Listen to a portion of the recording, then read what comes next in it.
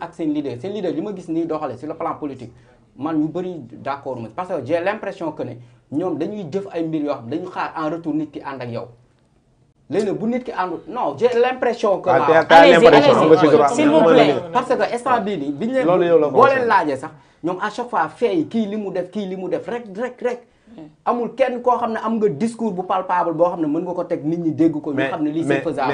mais lan moo fi teg Jamil discours ban discours de notre leader yow da Jamil ñun li ñu def nii sax ñemewu ko parti la ñor Jamil li ñu def nii sax ñemewu ko Jamil li ñu def nii ban plateau nga ko mës a gis mu ñu éviter ko ban plateau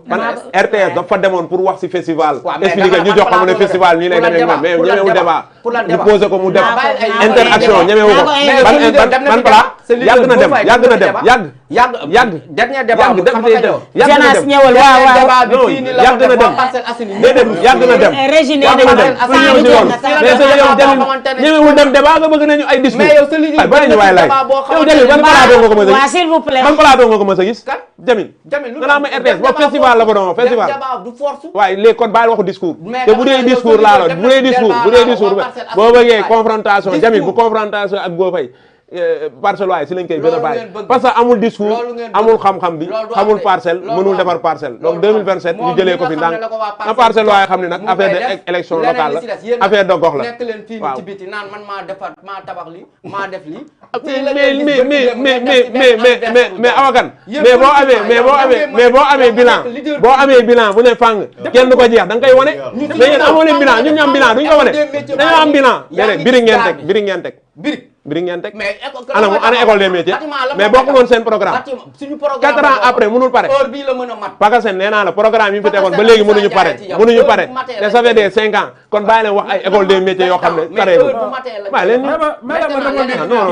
non xaaral ma ñëw wax ay waxu discours non ban plateau la ñun xoolal mën nga génnee plus de trentaine de plateau yu mu dem mais Jamil mënoo ko génne lenn lu dul RTS bi muy dem di wax festival naan festival dugal nañ ci 80 millions waaye Mor s'il vous plaît mënu ko dégg nga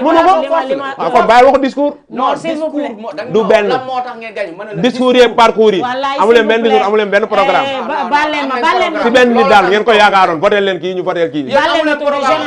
wër ay anniversaire rek ngeen fi nekk laay s'il vous plaît Jonas ñëwal dégg nga bu leen loolu la métti kay garaawul est-ce que tey dina yomb laay s'il vous plaît s'il vous plaît waaw s'il vous plaît ñun dinañ pré campagne fépp man sama anniversaire sax noonu lay demee incha allah dinañ ko ñëw indi 10 pré campagne ko fa ba mu saf